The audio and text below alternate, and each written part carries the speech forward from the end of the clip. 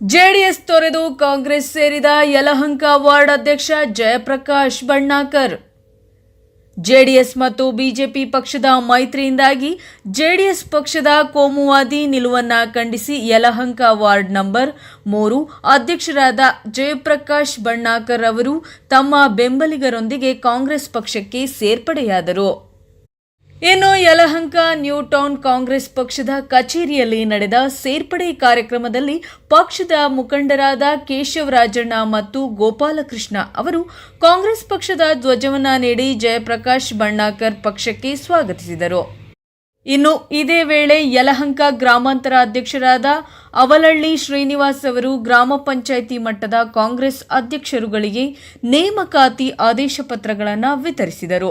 ಈ ಸಂದರ್ಭದಲ್ಲಿ ಕಾಂಗ್ರೆಸ್ ಮುಖಂಡರಾದ ಕೇಶವರಾಜಣ್ಣ ಮತ್ತು ಗೋಪಾಲಕೃಷ್ಣ ಮತ್ತು ಕೆಪಿಸಿಸಿ ಸದಸ್ಯರಾದ ಸೋಲದೇವನಹಳ್ಳಿ ವೆಂಕಟೇಶ್, ಗ್ರಾಮಾಂತರ ಅಧ್ಯಕ್ಷರಾದ ಅವಲಹಳ್ಳಿ ಶ್ರೀನಿವಾಸ್, ಗ್ಯಾರಂಟಿ ಯೋಜನಾ ಅಧ್ಯಕ್ಷರಾದ ಪ್ರೇಮಲತಾ, ಮಹಿಳಾ ಕಾಂಗ್ರೆಸ್ ಅಧ್ಯಕ್ಷರಾದ ಗೀತಾ ಕುಮಾರ್ ಹಾಗೂ ವಿವಿಧ ಪದಾಧಿಕಾರಿಗಳಾದ ಕಲಂದರ್, ಸದ್ದಾಂ ಮುಂತಾದವರು ಉಪಸ್ಥಿತರಿದ್ದರು. Bureau news, NKS TV, Bengaluru.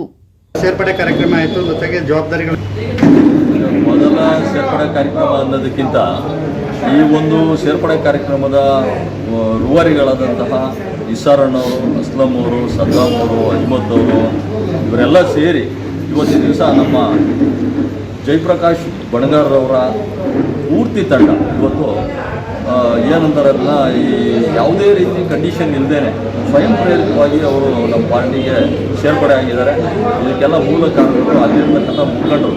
ನಾನು ಸುಮ್ಮನೆ ಒಂದು ಸಾರಿ ಅವ್ರನ್ನ ಭೇಟಿ ಮಾಡಿದ್ದೆ. ಪಾಪ ಅವ್ರು ಹೇಳಿದ್ರು, JDS-ಅಲ್ಲಿ ಸ್ಥಳೀಯ ನಾಯಕರುಗಳು ಯಾರೂ ಸಹಕಾರ ಕೊಡ್ತಿಲ್ಲ, ರಾಜ್ಯ ಮಟ್ಟದ ನಾಯಕರುಗಳು ಅವ್ರನ್ನ ಕಡೆಗಣಿಸಿದ್ದಾರೆ, ಯಾವುದೇ ಒಂದು ಕೆಲಸ ಕಾರ್ಯಗಳು ಅವ್ರಿಗೆ ಆಗ್ತಾ ಇಲ್ಲ, ಅವರು ಎಲ್ಲೋ ಒಂದು ಕಡೆ ಏಕಾಂಗಿಯಾಗಿದ್ದೀವಿ ಅನ್ನೋ ಒಂದು ಮನಸ್ಥಿತಿಯಲ್ಲಿದ್ದರು.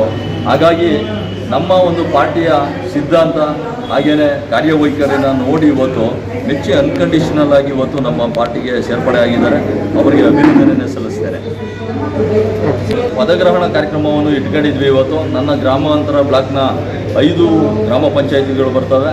5 ಗ್ರಾಮ ಪಂಚಾಯಿತಿಯಲ್ಲಿ ಮೊದಲನೇದಾಗಿ ಸಿಂಗನಾಯಕನಹಳ್ಳಿ ಗ್ರಾಮ ಪಂಚಾಯಿತಿಗೆ ಕಾಂಗ್ರೆಸ್ ಬ್ಲಾಕ್ ವತಿಯಿಂದ ಅಧ್ಯಕ್ಷರನ್ನಾಗಿ ಶ್ರೀಯುತ ಮುನಿಯಪ್ಪಣ್ಣನವರನ್ನ ಮನೆಯಲ್ಲಿ ಅವರು ಹಾಲಿ ಸದಸ್ಯರಾಗಿದ್ದಾರೆ. ಅವರಿಗೆ ಇನ್ನೂ ಹೆಚ್ಚಿನ ಕೆಲಸ ಮಾಡಬೇಕು. ಅವರು ಪಂಚಾಯಿತಿ ಒಂದು ಪೂರ್ತಿ ಅವರ ಹಿಡಿತದಲ್ಲೇ ಚುನಾವಣೆಗಳು ನಡೆಯಬೇಕು, ಸಂಘಟನೆ ಮಾಡಬೇಕು. ನಾವಲ್ಲಿ ಏನಾದರೂ ಮಾಡಿ ಇವತ್ತು BJPನ ಮಣಿಸಲೇಬೇಕು ಅಂತ ಹೇಳಿ ಪಣ ತೊಟ್ಟಿದ್ರು. ಹಾಗಾಗಿ ಅವರಿಗೆ ಹೆಚ್ಚಿನ ಜವಾಬ್ದಾರಿಯನ್ನು ನೀಡಿದ್ದೀನಿ. ಹಾಗೆಯೇ ನಮ್ಮ ಕಸಗಟ್ಟಪುರ ಗ್ರಾಮ ಪಂಚಾಯಿತಿಯ ದೊಡ್ಡ ಬೆಲ್ಕೆರೆ ಗ್ರಾಮದ ನಿವಾಸಿಗಳಾದ ಆನಂದ್ರವರು ನಮ್ಮ ಜಯಪ್ರಕಾಶಣ್ಣ ತುಂಬ ಕೆಲಸಗಳು ಮಾಡಿದ್ದಾರೆ. ಸೊ ಅವರು ಬೇರೆ ಪಕ್ಷದಲ್ಲಿದ್ದರು, ಆ ಪಕ್ಷ ಬೇಡ ಅಂತ ಹೇಳ್ತೀನಿ, ಕಾಂಗ್ರೆಸ್ ಪಕ್ಷದಲ್ಲಿ ಕರೆದಿದ್ದೀವಿ. ತುಂಬ ಕೆಲಸಗಳು ಮಾಡ್ತಾರೆ, ಇನ್ನೂ ಮುಂದಕ್ಕೂ ತುಂಬ ಕೆಲಸಗಳು ಮಾಡೋದಿದೆ, ಎಲ್ಲರೂ ಸೇರಿ ಮಾಡ್ತೀವಿ ಅಂತ ಮಾತಾಡ್ತಾರೆ. ನಮಗೆ ಈ ಹೋದ್ಸಲ ಕೇಶವರಾಜಣ್ಣ ಸೋಲಕ್ಕೆ ಕಾರಣ JDS ಅವರೇ. 45,000 ಓಟನ್ನು ತಗೊಂಡಿದ್ದಾರೆ ಅವರು. ಮುನಿಕೃಷ್ಣ ಅವರು ಮುನೇಗೌಡರು ಸುಮ್ಮನೆ ಬಂದು ನಿಂತು ಅವ್ರು BJPಗೆ ಇನ್ವಾಲ್ವ್ ಆಗ್ಬಿಟ್ಟು 45,000 ಓಟನ್ನು ಈ ಕಡೆ ಕಿತ್ಬಿಟ್ರು. ಆ ಕೇಶವರಾಜಣ್ಣ ಸೋಲಕ್ಕೆ ಆ ಕಾರಣನೇ ಅದು. ಇಲ್ಲಾಂದರೆ ಈ ಸಲ ಇಷ್ಟವರೆಗೆ ನಮ್ಮ ಯಲಹಂಕ ಕ್ಷೇತ್ರದಲ್ಲಿ ಕಾಂಗ್ರೆಸ್ ಪಕ್ಷನ ನಾವು ಗೆಲ್ಸ್ಕೊಂಡ್ಬರ್ತಾಯಿದ್ರು. ಅದರಿಂದ ನಾವು ಎಲ್ಲರೂ ಸೇರಿ ಏನು ಮಾಡ್ತಾಯಿದ್ದೀರಿ ಅಂದರೆ JDS ಅವ್ರನ್ನ ಎಲ್ಲಿದ್ದಾರೆ ಅವ್ರನ್ನ ಎಲ್ಲರಿಗೂ ಆಗನ ಕೊಟ್ಟು ನಮ್ಮ ಕಾಂಗ್ರೆಸ್ ಪಕ್ಷಕ್ಕೆ ವೆಲ್ಕಮ್ ಮಾಡ್ತಾಯಿದ್ದೀರಿ, ಸೇರ್ಪಡೆ ಕಾರ್ಯಕ್ರಮ ಮಾಡಿಕೊಂಡೇ ಬರ್ತಾಯಿದ್ದೀರಿ. ಎಲ್ಲರೂ ಜೊತೆಯಲ್ಲಿ ಇದ್ದರೆ ಈ ಸಲ ಖಂಡಿತವಾಗ್ಲೂ ಇಲ್ಲಿ ಕಾಂಗ್ರೆಸ್ ಪಕ್ಷನ ಯಲಹಂಕ ಕ್ಷೇತ್ರದಲ್ಲಿ ಕೇಶವರಾಜಣ್ಣ ಗೆಲ್ಲಿಸಬೇಕು ಅಂತ ನಾವು ಒಂದು ಪಣ ತಟ್ಟಿದ್ದೀವಿ.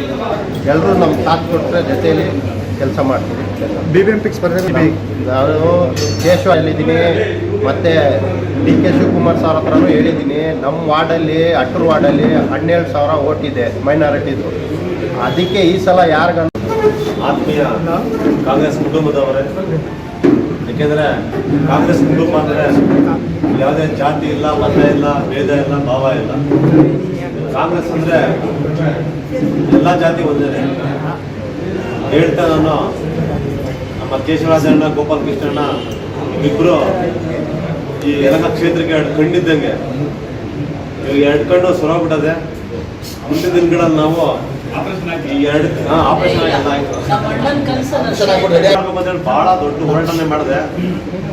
ಅದು ಈಗ ಸರಿ ಹೋಗಿದೆ. ಈಗ ಅದರಿಂದ ನಾವು ಇವರಿಬ್ಬರನ್ನು ಇಟ್ಕೊಂಡು ನಾವು ಈ ಯಲಹಂಕ ಕ್ಷೇತ್ರದಲ್ಲಿ ಈಗೇನು ಕಾರ್ಪೊರೇಟ್ ಎಲೆಕ್ಷನ್ ಇರ್ಬೋದು, ಜಿಲ್ಲಾ ಪಂಚಾಯತಿ, ತಾಲೂಕ್ ಪಂಚಾಯತಿ, ಗ್ರಾಮ ಪಂಚಾಯತಿ ಎಲೆಕ್ಷನ್ ಬರ್ತದೆ. ನಾವೆಲ್ಲ ಬೂತ್ ಮಟ್ಟದಲ್ಲಿ, ಏಕೆಂದರೆ ನಮ್ಮ ಹೆಸರನ್ನು ಹೇಳ್ದಂಗೆ ನಾವು ಬೂತ್ ಮಟ್ಟದಲ್ಲಿ ನಾವು ಕೆಲಸ ಮಾಡಿದ್ರೆ ಮಾತ್ರ ನಾವು ಗೆಲ್ಲಕ್ಕೆ ಸಾಧ್ಯ. ಇಲ್ಲಾಂದ್ರೆ ನಾವು ಯಾವುದೇ ಕಾರಣಕ್ಕೂ ಗೆಲ್ಲಕ್ಕೆ ಸಾಧ್ಯತೆ ಇಲ್ಲ. ಮುಂದಿನ ದಿನಗಳಲ್ಲಿ ಯಲಹಂಕ ಏನು ನಮ್ಮ ಟೌನಲ್ಲಿ 7 ವಾರ್ಡ್ ಸಭೆ ಆಗ್ತದೆ. ಆ 7 ವಾರ್ಡನ್ನು ನಮ್ಮ ಕಾಂಗ್ರೆಸ್ಸಲ್ಲಿ ಗೆಲ್ಲಬೇಕು ಅಂತಂದರೆ ಕಾರ್ಯಕರ್ತರು ಭಾಳ ನಿಷ್ಠೆಯಿಂದ ಕೆಲಸ ಮಾಡಿದ್ರೆ ಮಾತ್ರ ಗೆಲ್ಲಕ್ಕೆ ಸಾಧ್ಯ. ಕಾರ್ಯಕರ್ತರು ಕೈ ಕೊಟ್ಟರು ಅಂತಂದರೆ ಯಾವುದೇ ಕಾರಣಕ್ಕೂ ಗೆಲ್ಲಕ್ಕಾಗಲ್ಲ. ಅದರಿಂದ ಕ್ಯಾಂಡಿಡೇಟ್ಗಳು ನಾವು ಯಾರು ನಿಂತ್ಕೊಂತೀವಿ ಅಂತ ಹೇಳ್ತೀರಾ, ಅವ್ರಿಗೆ ಒಲವು ಇರಬೇಕು, ಗೆಲುವು ಇರಬೇಕು, ಹಣನೂ ಇರಬೇಕು, 3 ಇರಬೇಕು. ಆ 3 ಇದ್ದಾಗ ನಮಗೆ